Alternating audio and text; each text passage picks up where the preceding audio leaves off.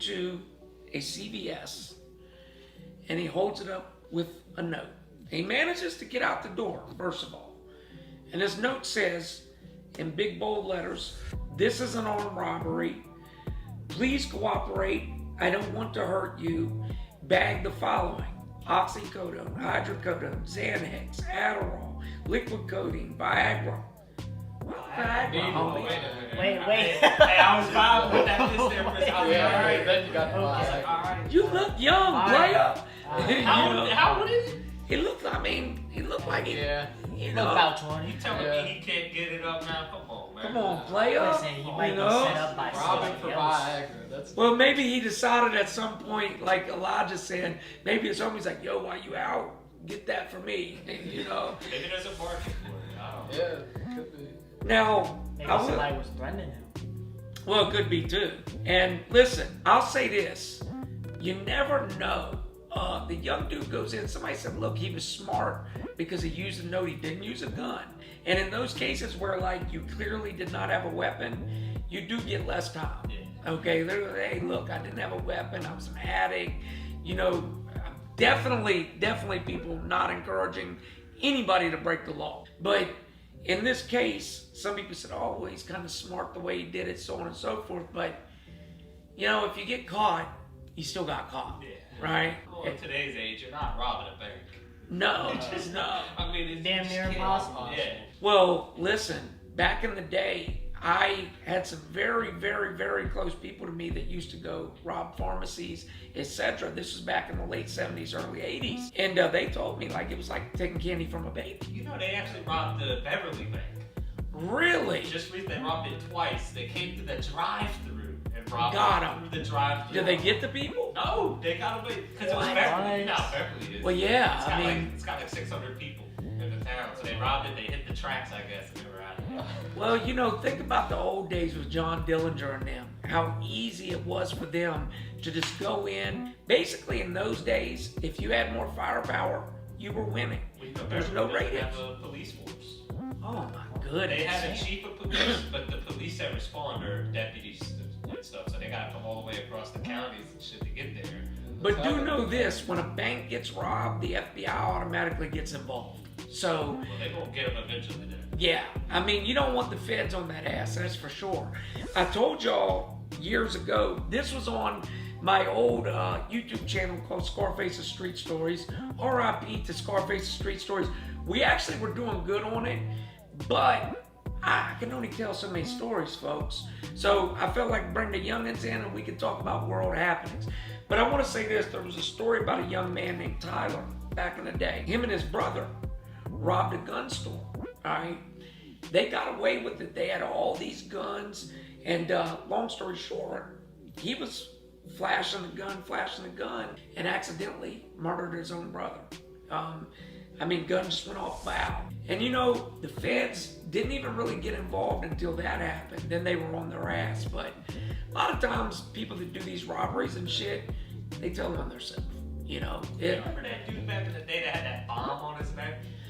I was going to talk about. I'm so crazy you brought that up. Yo, that was wild. I back in the day, because my grandma watched TV a lot. Yeah. Up on the news and stuff. I remember like seeing that on the news and stuff. Did you ever see the story behind it?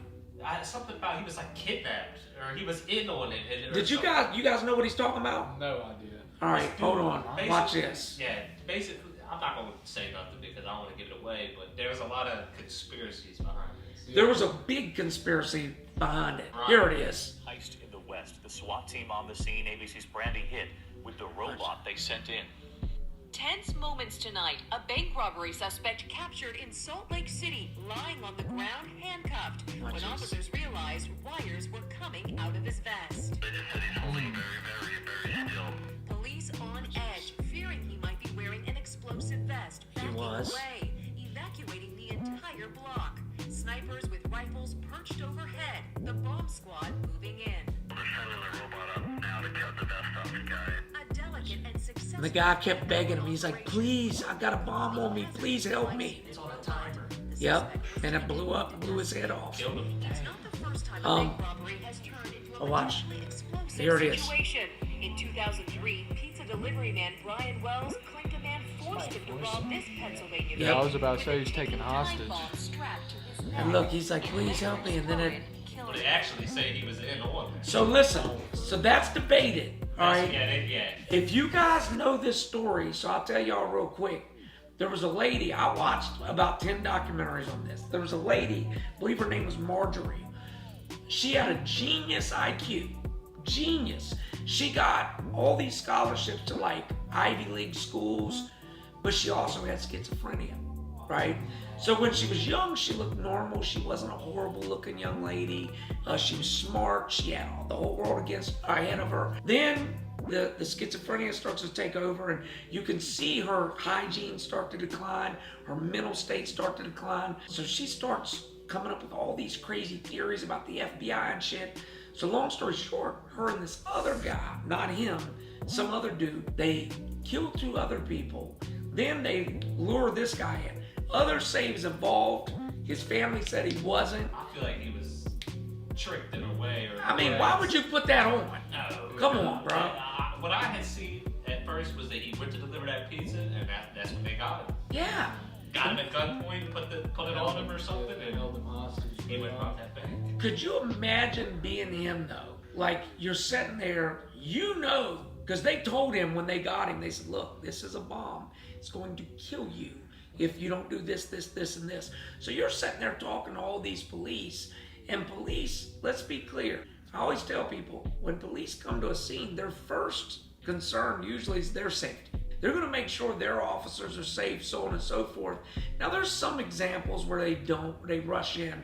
But in this case, it's, okay, get back. We got to get the bomb squad. We got to do this, got to do that. And in that, I mean, look, even if somebody had rushed in, the guy would have died. What would a regular police officer do? Nothing. There's nothing a patrol officer is going to pull up and do except what they did, which is evacuate the block. You're right. Make sure nobody else got hurt. You're right. I mean, in that case, you're 100% right. There's nothing they could have did except sit back and take the L, you know? Being those cops, though, and just feeling so helpless at the moment. Like, man, Yeah. we can't even help you, but we can sit here and talk to you. Well, Which, you think about this, son, and I said this before, a lot of these officers, they join because they truly want to help people. They do. They want to help the next man. And none of them wanted to sit back and watch this man die. But I couldn't imagine feeling that helpless. Rest in peace to him. Curses, the lady actually, if you guys get a chance, look up, look up Pennsylvania Neck Bomb 2003.